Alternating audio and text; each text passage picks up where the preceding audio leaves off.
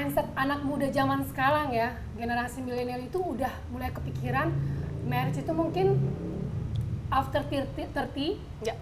udah gitu child free. Ya. Ya kan? Udah makin banyak juga public figure yang mulai menyuarakan tentang child free ini.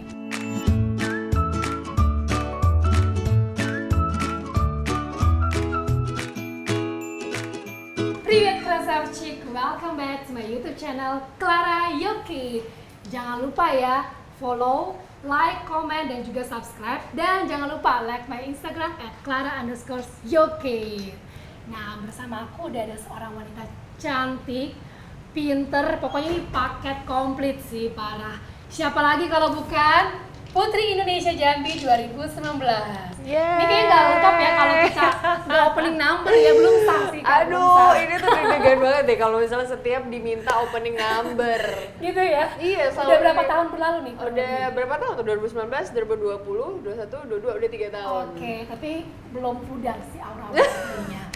Oke, langsung aja nih Kak, kita Oke, opening number ya. opening number ya. Yuhu. Oke, Ovi Dwi Natalia, Educational Psychologist Provinsi Jambi. Jambi, yeay! Luar biasa sekali Kak Ovi ini, udah cantik, udah gitu seorang psikolog ya Kak ya? Iya, psikolog. Selain psikolog, kesibukannya apa lagi nih Kak? MC, terus jadi moderator juga, terus juga ngajar di salah satu universitas swasta di Jakarta. Kemudian ya kita menyibukkan diri lah. Oke, luar biasa, produktif sekali Kak Ovi ini. Selain itu ada juga tamu spesial kita. Ada Kuro, Kuro. yeay. Ini kita di satu kafe, wah kesana Kuro, kameranya di sana. Ini tempatnya emang luar biasa banget ya Kak ya. Ya, Cozy dan juga pet friendly. Pet friendly, benar-benar ini di daerah outdoornya ya, Ya. outdoor areanya. Di mana Kak kita sekarang? Ini kita berada? lagi di kawasan Cipete. Nama coffee shopnya apa ya, Wan? Kopi titik koma. Tuh, udah titik koma berarti belum selesai ya? Belum Oke, selesai. Karena ini baru opening ya. Yuhu. Oke, wah, Wah. minuman segar nih. Ada Ichigo Tiger. Mbak ini apaan nih? Ichigo Tiger Kak, itu namanya. Ichigo Tiger ya? Iya. Wah, Kuro juga mau, Kak. Kuro juga mau. Sebentar, Kuro. Oke, ini Ah, apa ini nih, punya Kak? kakaknya yang kopi susu Tiger. Kopi susu Tiger. Wah, ini maksudnya susu Tiger? Beneran Iya, dari... Ichigo Tiger. Jadi dia tuh Diperas dari Tiger apa gimana? Maksudnya? itu racikan dari titik komanya sendiri Kak. Oh, Jadi signature-nya dari Iya, titik betul. koma. Wow, Oke. ini wajib banget kita coba sih. Aku kayaknya langsung coba. Makasih ya Mbak ya. Ya, sama-sama, Thank you so Kak. much. Oh, ini ada kayaknya ada sirup stroberinya deh. Oke, Ini kalau milknya ini tadi aku udah ini dengar juga sih kayak dia itu spesial banget karena racikan dari kopi titik koma ini. oke, signature drinknya ya. Yuhu. Kalau aku nih kopi susu Soalnya Tiger. emang kopi nih. Tiger Milk Inside 100% legit. Wah, keren Nikmat. nih. Kita cobain ya. Oke, kayaknya udah makin kebuka nih otaknya ya kayak Setelah minum udah Bener, seger. udah seger, makin kebuka nih ya alam-alam di bawah sadar dan yang sadar juga ya. Oke, hari ini kita akan bahas tentang apa nih Kak? Kita bakal bahas tentang Sesuatu. stunting. Karena kan luar di sini kan biasa. Yowan juga sebagai dokter, Aktivis stunting juga. aktivis stunting juga. Dan karena ada Kak Ovi yang psikolog juga, ya berarti kita akan bahas tentang parenting untuk cegah stunting. Stunting. Wah, gimana tuh parenting cegah stunting? Padahal aku udah sempat ngobrol banyak nih Kak buat temen-temen. Stunting itu tentang gizi kan, berarti untuk Ya. cegahnya kan butuh gizi yang diperbaiki, koreksi gizi yang baik, gitu kan. Tapi kali ini parenting. Nah, menurut Kak Ovi sendiri parenting itu apa sih Kak? Jadi kan sebenarnya definisi dari parenting itu gimana caranya kita untuk bisa mengasuh, mendidik, dan mengatur anak kita yang sesuai dengan stase pertumbuhan dan perkembangan anak itu sendiri. Jadi kalau misalnya dari aspek psikologi itu ada 4 pola asuh yang bisa diterapin. Ada yang namanya otoriter, kemudian yang kedua itu demokratis, kemudian ada permisif, sama yang terakhir itu pengabaian atau mungkin ya udah dicuekin aja. Kalau misalnya yang otoriter kan kita ya semua tuh berdasarkan rules yang udah ditetapin dari orang tua.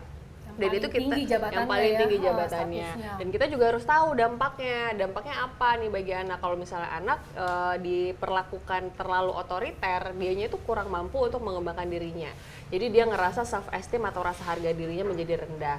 Itu nanti untuk kedepannya. Kemudian kalau demokratis, jadi dari 4 ini sebenarnya pola asuh demokratis ini yang paling baik Paling dalam baik ya diterapkan iya, ya. jadi demokratis ini kita lebih bisa mendengarkan keinginan anak, itu pengennya apa gitu. Kemudian dari orang tua maunya apa dan disampaikan secara verbal dan itu bisa diterima. Oke. Nah, jadi ketika kita mampu menerapkan pola asuh yang demokratis ini, secara nggak langsung anak nanti ketika udah besar dia bisa ngerasa jauh lebih mandiri, kemudian mudah dalam membuat keputusan, kemudian nggak bergantung kepada orang lain, dan dalam lingkungan sosial pun juga jauh lebih mudah untuk bergaul gitu. Oke. Nah, kalau misalnya permisif itu dimanjain.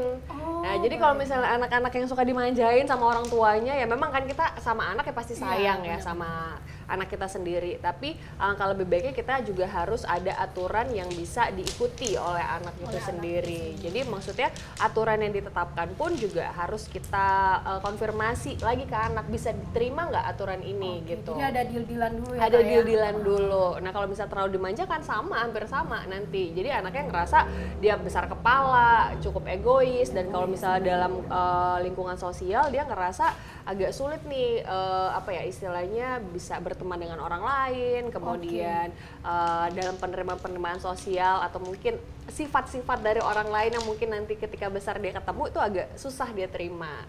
Sama yang terakhir itu pengabaian.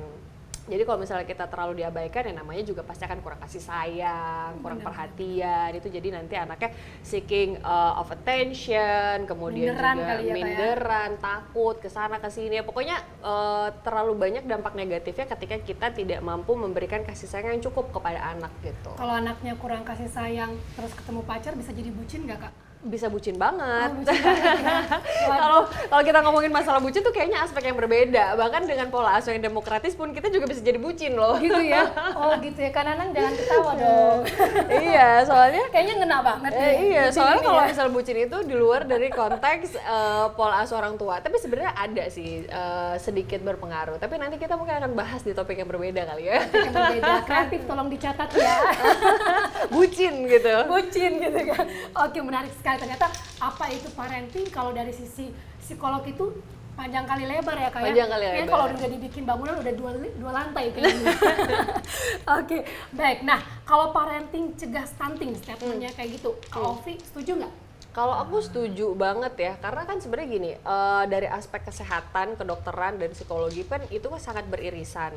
Jadi kalau misalnya kita berbicara stunting, kita harus bahas dulu nih, stunting itu kan definisinya ketika anak itu tidak tidak sesuai dari pertumbuhan gizinya, Iya. betul kan? Jadi kekurangan gizi secara akut.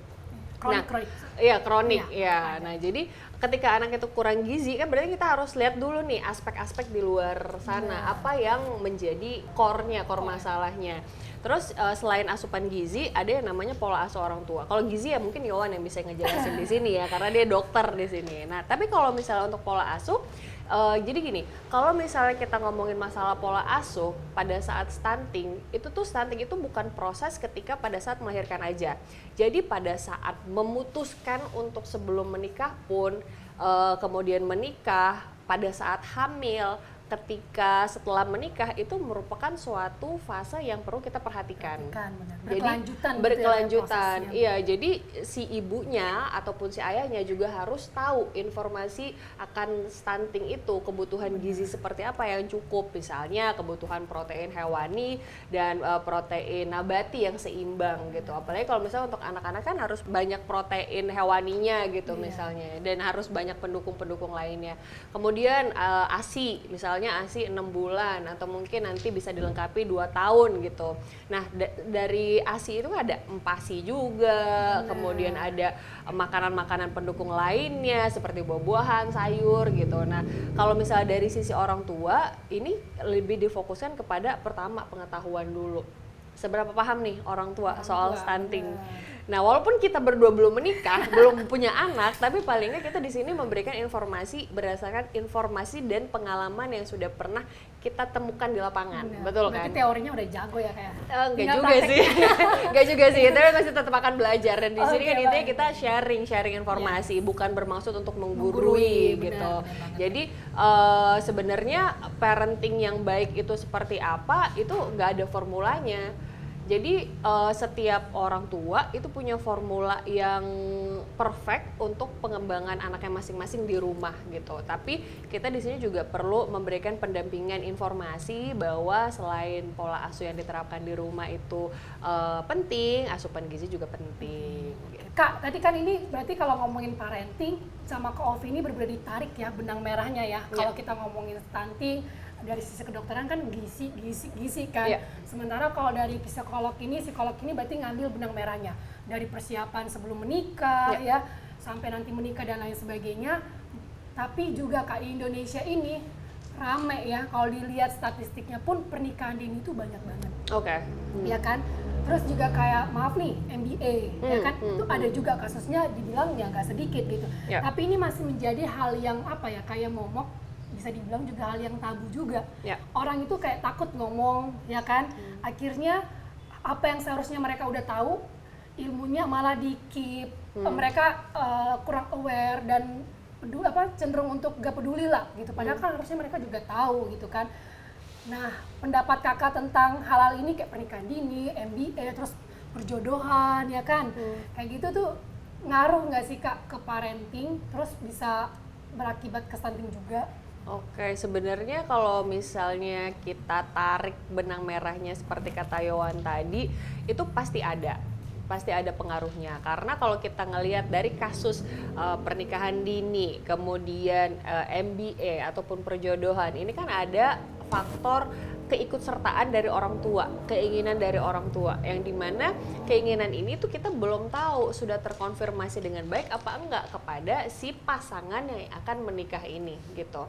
Nah, ketika tidak adanya kesiapan itu, kan kesiapan tuh menjadi faktor yang paling penting dalam proses pengasuhan, apalagi pasangannya, si suaminya itu sudah paham atau enggak gitu secara baik terhadap gimana rules menjadi menjalankan peran menjadi orang tua, kemudian mengurus anak seperti apa, karena ini kan anak tuh kontrak seumur hidup loh.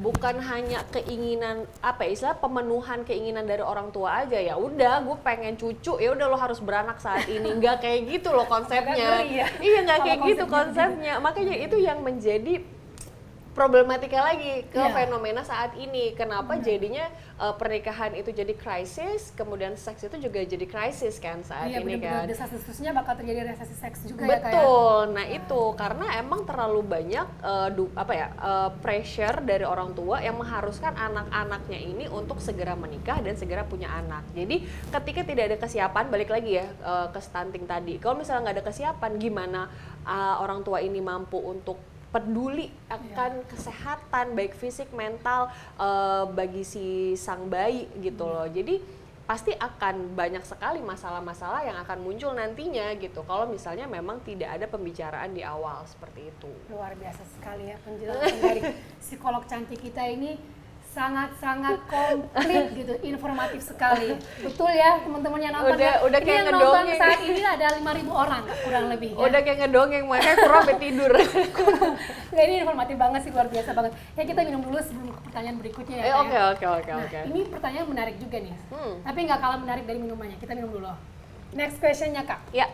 Tadi Kakak sempat ngomong bakal resesi seks dan lain sebagainya ya. Mindset anak muda zaman sekarang ya, generasi milenial itu udah mulai kepikiran marriage itu mungkin after 30 Ya. udah gitu child free.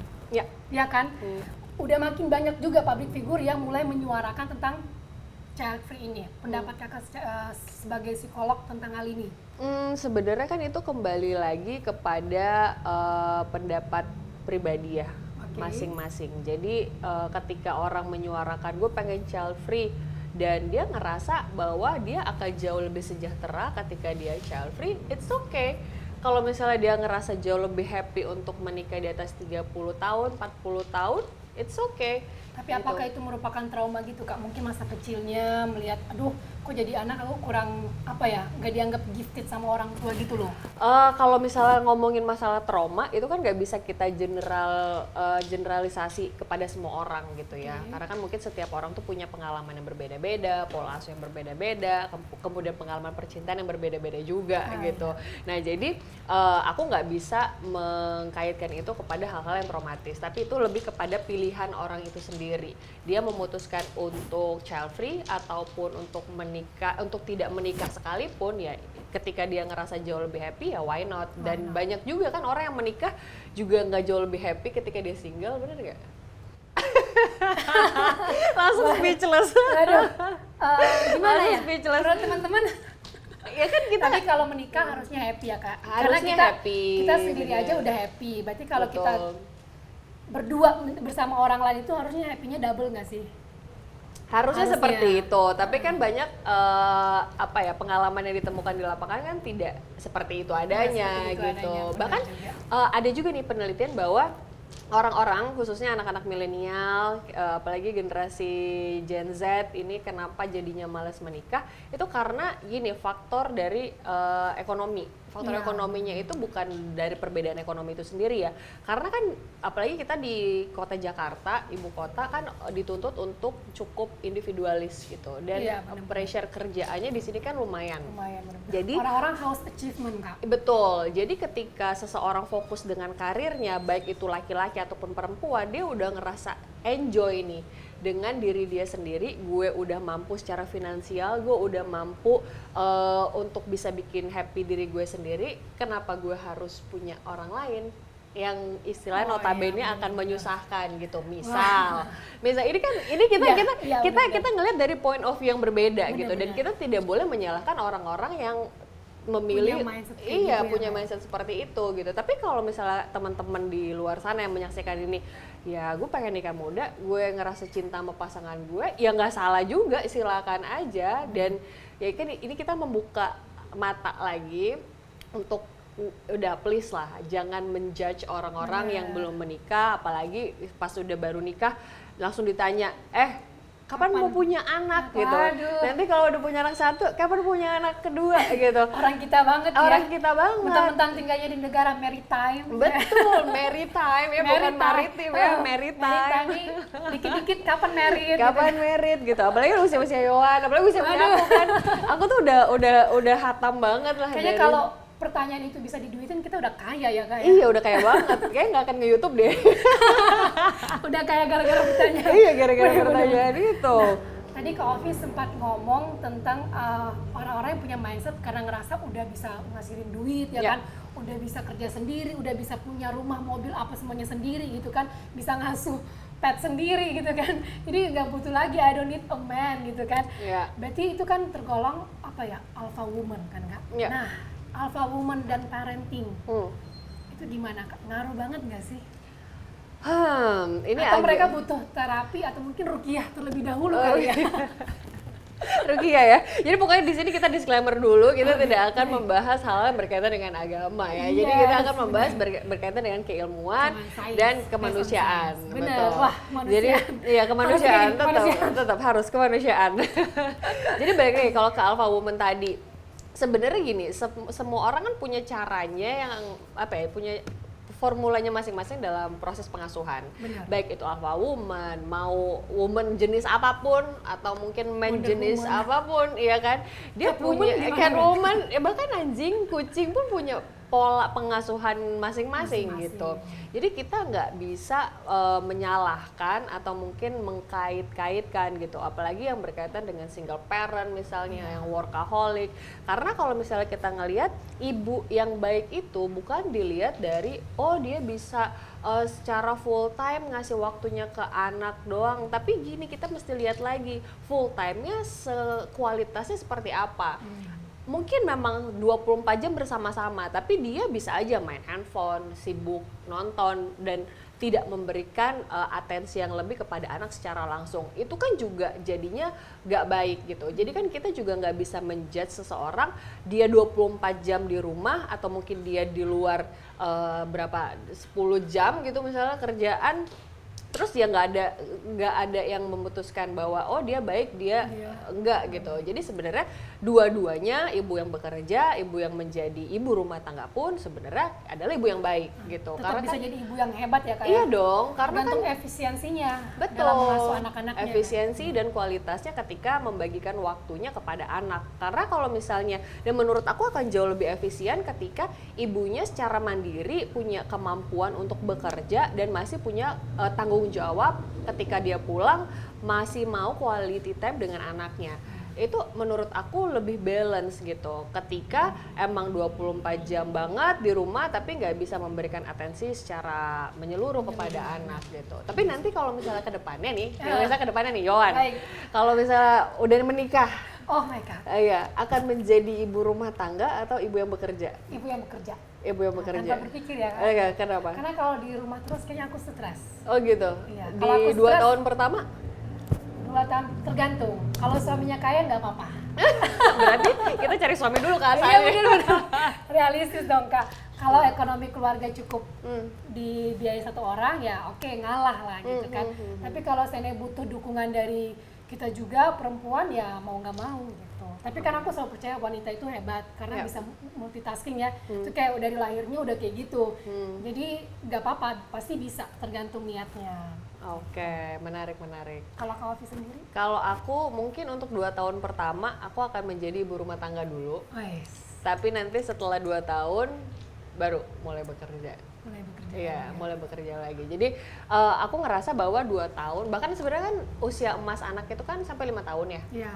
Jadi menurut aku 2 tahun itu adalah fase yang udah cukup lah, anak udah mengerti siapa ibunya, dia udah tahu tanggung jawab, udah cukup secara basic needs-nya dari ASI, makan dan lain sebagainya. Dan menurut aku 2 tahun adalah waktu yang udah cukup pantas untuk 2 kita. tahun itu golden age, apalagi untuk yang permasalahan stunting Kak. Iya, 5 betul. tahun idealnya sih. 5 tahun idealnya, tapi menurut aku ketika nanti udah menikah, ya kan, 2 tahun adalah fase aku untuk fokus kepada anak. Setelah itu nanti baru mulai bekerja Ngomongin udah menikah, udah punya Kak? lagi. Belum.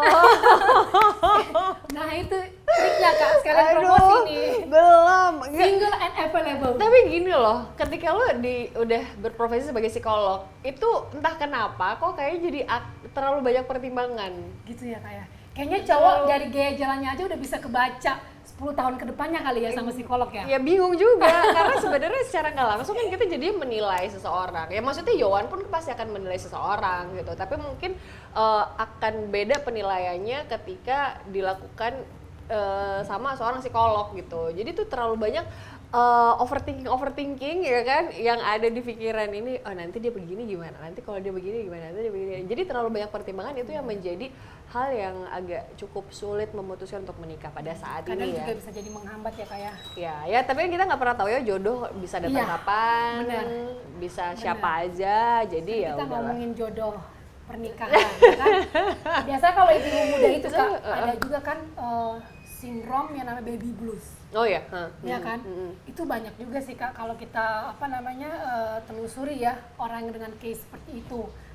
Nah itu gimana Kak? Mungkin cara untuk mencegahnya atau cara untuk overcome lah, gimana keluar, handle. Jadi kalau misal dari baby blues sendiri kan dijelaskan dari ilmu kedokteran bahwa sebenarnya itu kan bisa sembuh dengan sendirinya, ya kan. Jadi memang fase ketika setelah selesai melahirkan itu kan 2-3 hari pertama pasca melahirkan itu akan merasakan kesedihan, moodnya terganggu, jam tidurnya berantakan, kemudian ngerasa perubahan hormon gitu. Jadi itu tuh semua yang menjadi pengaruh dan penyebab kenapa ini tuh disebut baby blues. Dan menurut aku seiring berjalan waktu, kalau misalnya lebih dari 10 hari, biasanya 10 hari atau menjelang 2 minggu itu akan membaik dengan sendirinya. Jadi kalau misalnya lebih dari 2 minggu masih merasakan hal yang sama, atau mungkin ngerasa depresi, kan itu bisa dikaitkan dengan depresi ringan gitu ya. Depresinya makin berat, itu boleh menghubungi psikolog atau praktisi mental yang profesional. Tapi menurut aku ketika kita berbicara dengan baby blues ini, itu perlu banget dukungan dari anggota keluarga lainnya. Karena sebenarnya gini, ketika hormon kita terganggu, wanita itu tuh butuh istirahat. Ibu-ibu nih kan ngerasa, aduh gue capek banget, Iya, gue udah overwhelmed banget nih dengan hiruk pikuk anak, Pokoknya terus yang si kayak paling capek si lah ya. paling capek. Jadi yang paling penting adalah tidur, dan tidur ini tuh bukan cuma untuk ibu-ibu yang baru melahirkan aja, bahkan orang-orang yang ngerasa kesehatan mental terganggu, coba deh perhatiin jam tidurnya. Jam tidurnya bener apa enggak? Kalau jam tidurnya nggak bener, itu juga jadi core masalah gitu. Nah jadi penting banget untuk kita, apalagi nanti Yowan juga sama aku juga akan menjadi ibu gitu kan. Jadi ya kita sama-sama lah perlu untuk memperhatikan kebutuhan dasar kita tuh sudah terpenuhi apa enggak, dari mulai makan, tidur, kemudian me time-nya kayak sesimpel mandi deh. Iya. Kadang kalau misalnya anak yang baru lahir kan susah untuk ditinggalin, kan harus ada yang jagain, harus ada yang jagain. Maskeran ya Kak ya. Maskeran, mandi, Seperti itu. ke salon ya kan 2 jam ya lumayan lah.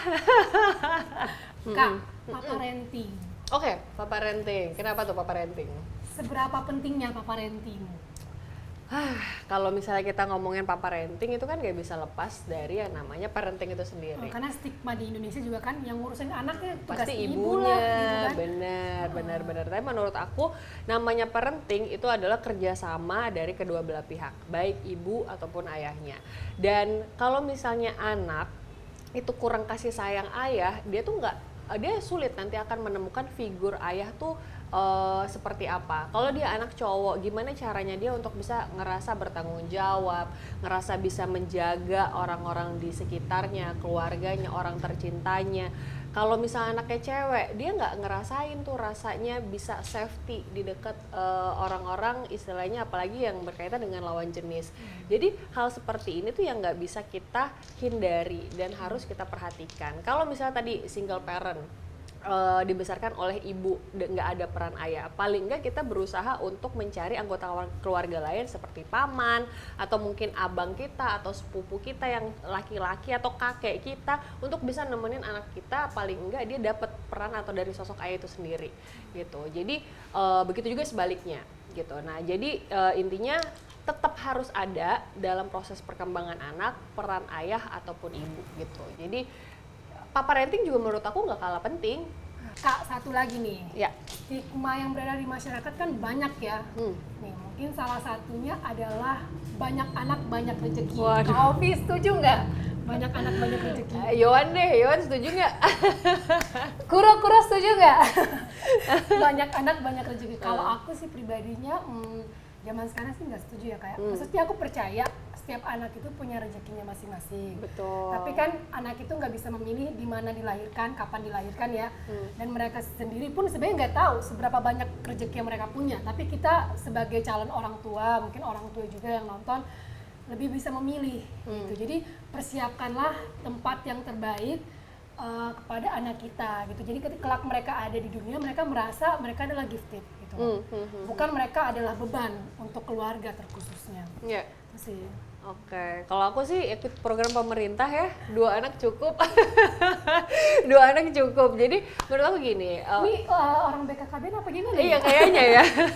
Oke, jadi tadi balik lagi, banyak anak banyak rezeki. Nah itu kan pemahaman yang dipahami di zaman orde-orde sebelumnya, ya enggak. Dan itu kan ketika kita berada di fase kayak misalnya pertanian, terus kayak di kampung-kampung tuh banyak anak banyak rezeki kan karena banyak yang membantu tugas ayahnya sebagai kepala keluarga, misalnya untuk nyemai padi atau mungkin untuk membantu beberapa pekerjaan lainnya gitu. Nah jadi menurut aku untuk saat ini dengan tagline banyak anak banyak rezeki itu sudah tidak relevan lagi, karena kalau misalnya kita ngomongin masalah parenting itu kan berkaitan dengan tanggung jawab, seberapa mampu kita bisa bertanggung jawab dengan anak itu sendiri. Karena kan anak itu kan kita harus perhatikan dari setiap stase pertumbuhannya.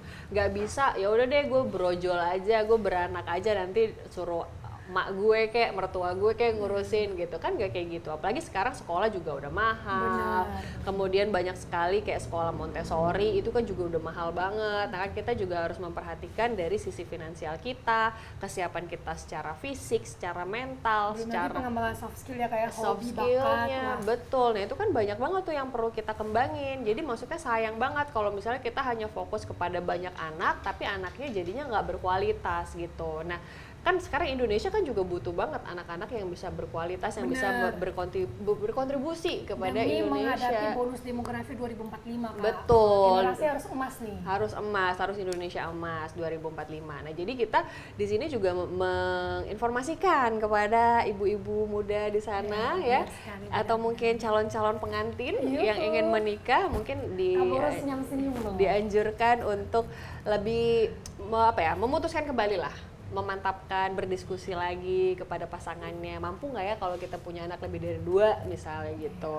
Ya kembali lagi ke pasangannya. Kalau misalnya pasangannya ngerasa mampu punya anak 5, ya go Gaskan. ahead. Ya go ahead. Gaskan ya, ya. Iya. Iya. Oke, baik.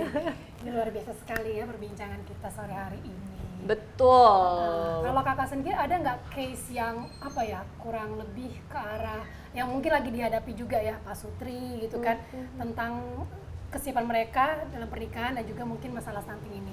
Kalau aku case-case yang baru aku ini berkaitan dengan single parent. Single parents. Single parent. Jadi kalau single parents ini memang anaknya udah gede, kemudian orang tuanya bercerai. Jadi untuk ke masalah stunting tidak ada masalah, tapi ini lebih kepada masalah psikologisnya. Masalah psikologisnya dari peran si ayah, kemudian bagaimana caranya dia untuk bisa atau mungkin mampu bersosialisasi di lingkungan sosial. Nah, itu yang jadi masalah yang kerap aku tangani pada saat ini gitu. Oke, last question. Ini Oke. agak out of the theme sih Kak ya, Oke. tapi nggak apa-apa mumpung ada Coffee kan. Karena datengin Coffee butuh budget gede nih. Oke, Coffee, what do you think about abortion? Wah, menarik nih. Kalau gini ya, kita disclaimer dulu. Kalau kita ngomongin aborsi, kalau dari soal agama, udah pasti enggak ya, kita udah enggak nih gitu. Tapi kalau kita ngelihat dari sisi keilmuan, kemudian sisi kemanusiaan, aku pribadi, aku setuju dengan aborsi. Kenapa? Karena kalau dari sisi kedokteran pun kan ada ya beberapa Ya. syarat Untuk alasan medis diperbolehkan. untuk alasan medis diperbolehkan. Tapi kalau misalnya aku pribadi, karena aku psikolog kan pasti aku akan melihat dari sisi kemanusiaannya. Ketika orang itu memutuskan untuk aborsi, berarti kan dia belum siap untuk punya anak.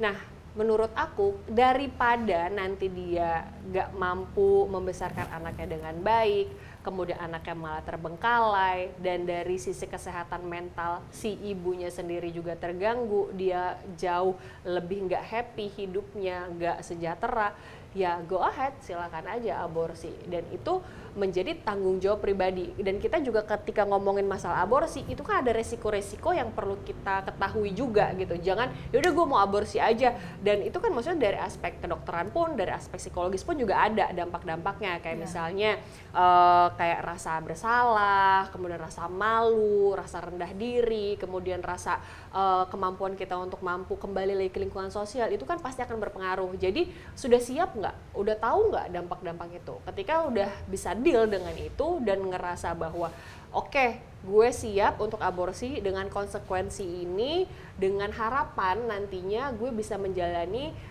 kehidupan yang lebih baik, ya kenapa enggak gitu. Jadi ya that's your choice. Luar biasa. Boleh ya dikeplak sama Coffee? Boleh dong. Selain cantik, luar biasa sekali. Ditanya A sampai Z, bablas habis ya. Tapi menurut Iwan gimana? Gak fair dong kalau aku doang. ya Waduh, nggak? waduh. Last question untuk Yowan. Gimana Tentang Yowan aborsi ya? tentang aborsi? Pokoknya kalau tentang aborsi sama sih, kalau kita ngomongin dari kacamata agama otomatis Nggak. nggak bisa ya Ya. kan. Tapi kalau dari sisi medis boleh, karena emang untuk some case itu aborsi itu diperlukan juga Kak gitu. Ya, Untuk untuk some case. keselamatan Karena lebih, juga untuk kan. keselamatan sang Ya. ibunya gitu.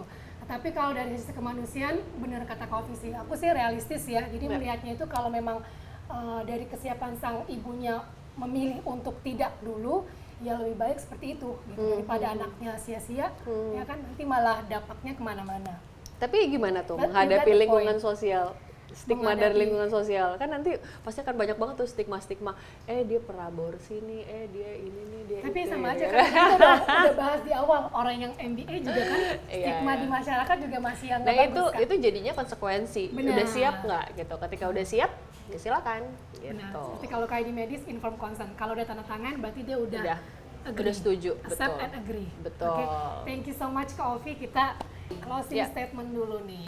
Oke, closing statement. Tapi sebelum closing statement, aku ingin mengucapkan terima kasih dulu kepada Yowan atas invitation-nya, Wah, sangat luar biasa biasa. sekali.